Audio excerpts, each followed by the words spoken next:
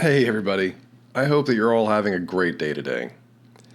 Okay, so this is my review of Battlefield 6, which just came out last week. Battlefield 6, which is like the 14th or 15th game in the Battlefield series. I don't know who's counting, but there you go. Battlefield 6 is here, and it's pretty great. After how badly EA fucked everything up with that whole 2042 debacle, EA DICE really needed to knock this one out of the park for this game, and being honest, they pretty much did. It's a really good game. Battlefield 6 feels like they went back to what made all of the earlier Battlefield games so great.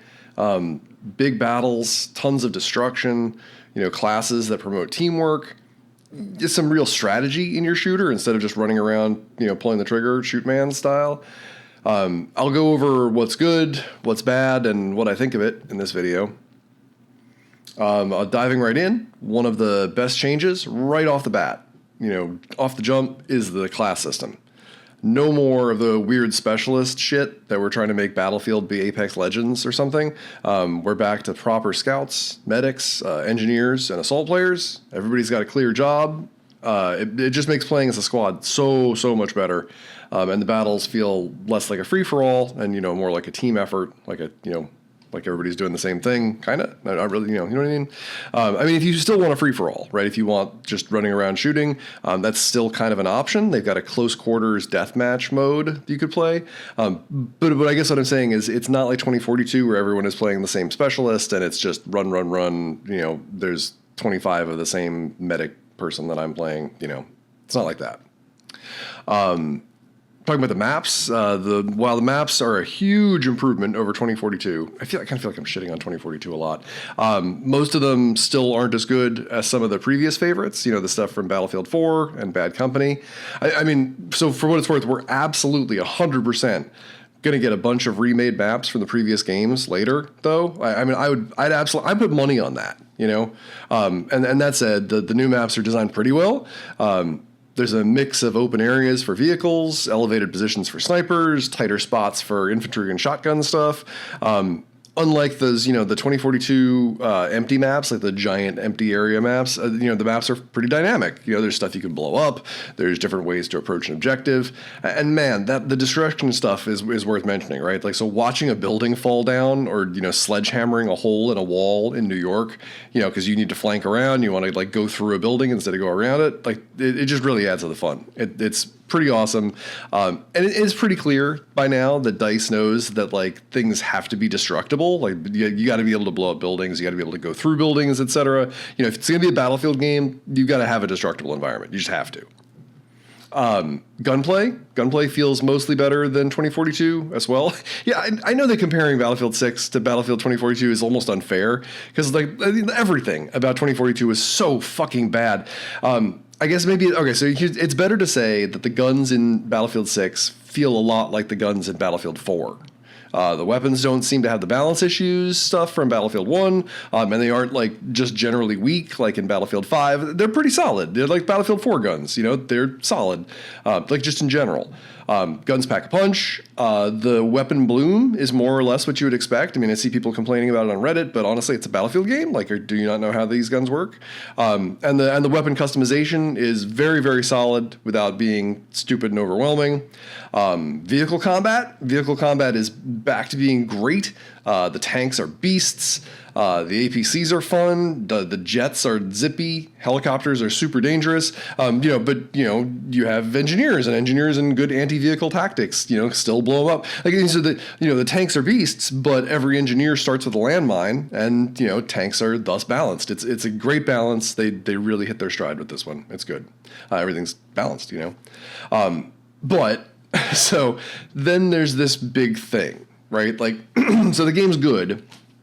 But then right before release day, there's this big announcement that EA was being bought by the Saudi royal family and Jared Kushner. And that's pretty fucked for a whole bunch of reasons. It's no secret that Mohammed bin Salman murders journalists and dissolves them in barrels of acid whenever he wants. And the Saudis used to sponsor terrorists. I mean, like, they still might too, but they absolutely used to. And when it comes down to who was writing the checks for flight training classes, they're basically responsible for September 11th.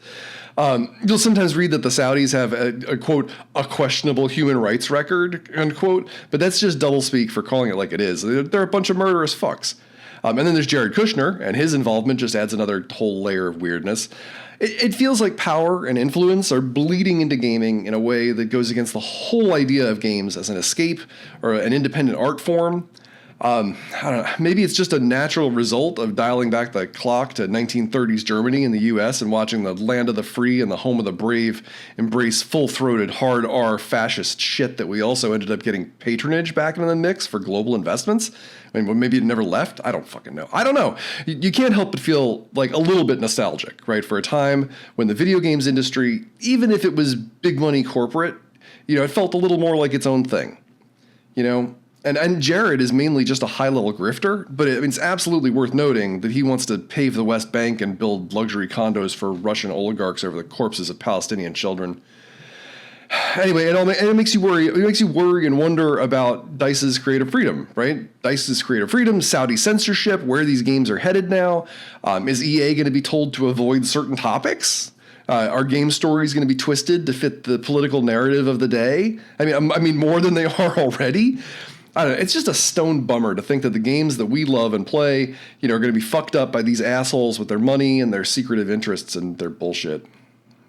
So, while DICE really nailed it with Battlefield 6 in terms of gameplay, it's sometimes, when you're playing it, you're thinking about who owns it now. That knowledge, creates this tension, this uneasy tension. You're worrying about the future, and it's a tough pill to swallow. You're trying to enjoy a genuinely good game. Like that's the thing. This is a genuinely good game, but you're also, while you're playing it, you're grappling with the ethical and political implications of the new owners. The new people who are making money off you while you play it. So all that said, everything said there. Ultimately, Battlefield 6 delivers the authentic classic Battlefield experience that we've all been looking for. The gameplay is solid, the maps are great, the class system's back, but the excitement is a little dampened by the unsettling reality of the new ownership and this new age of patronage that we live in, where all the cyberpunk shit seems to be coming true, right? For real, though. Like, how did we get the corporate dystopia part of cyberpunk, but we couldn't even get the fucking cool metal arms and cyber eyes part? That's some bullshit, if you ask me. Anyway, I guess it forces us to think about where our entertainment comes from, right? Which might be good. What values we might be unknowingly supporting in just clicking on things. The game is good, but the circumstances leave a lingering feeling of unease and a sense of uncertainty about what's next. Oh yeah, and the campaign is pretty good too. Thanks for watching, everyone. Don't forget that the only real war is the class war. And I'm betting that none of you watching this video are on the rich billionaire owner side of that war, folks. Exercise what rights you have while you still have them. Vote every time you can. Support unions. Support every union everybody you know in a union. If you can join a union, support unions. Unions saved the world once, and hopefully they'll do it again. Donate your time and money and ability to help those less fortunate than you. And, when you want to blow off some steam and, shoot some stuff, maybe pick up Battlefield 6, I guess. Have a great day, everybody.